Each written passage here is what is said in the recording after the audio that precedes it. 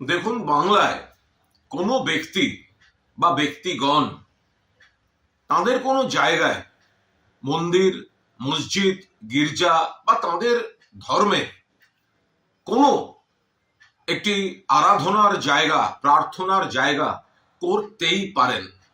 তার জন্য তাকে বহিষ্কার বা তার প্রতি কোনো শাস্তিমূলক ব্যবস্থা এগুলো হতে পারে না।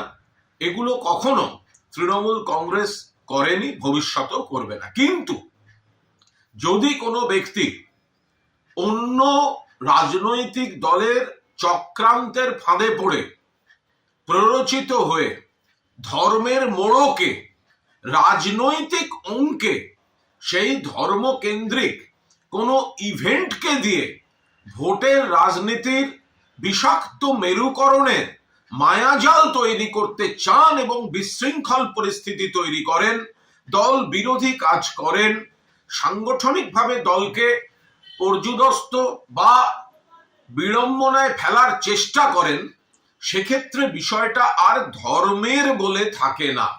তৃণমূল কংগ্রেস হিন্দু ধর্মকে সম্মান করে, মুসলমান ধর্মকে সম্মান করে, খ্রিস্টান ধর্মকে সম্মান করে, প্রত্যেকটি মানুষের ধর্ম এবং তার অধিকারকে সম্মান করে।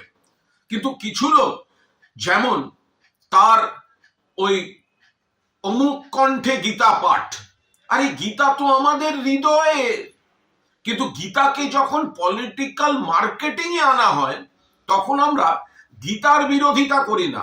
ওই ইভেন্টটাকে যে রাজনৈতিক ভাবে তাদের বাহুবল প্রদর্শনের জন্য মার্কেটিং করা হচ্ছে, আমরা সেই ইভেন্টটাকে নিয়ে প্রশ্ন তোলার অবকাশ থাকে।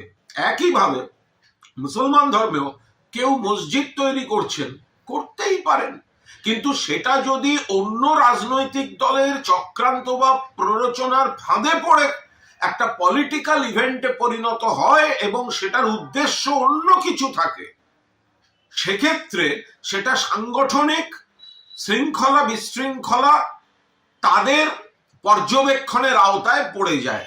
ফলে যদি কেউ বলেন যে আমাকে অমুক তৈরির জন্য বহিষ্কার করা হলো, অমুক তৈরির জন্য দল ব্যবস্থা নিয়েছে, একদম মিথ্যা কথা। মন্দির, মসজিদ, গির্জা বা যেগুলি আরাধ্য স্থান বা যেগুলি পবিত্র স্থান, সেগুলির জন্য তৃণমূল কংগ্রেস ব্যবস্থা নেয়নি, ব্যবস্থা নেবে না।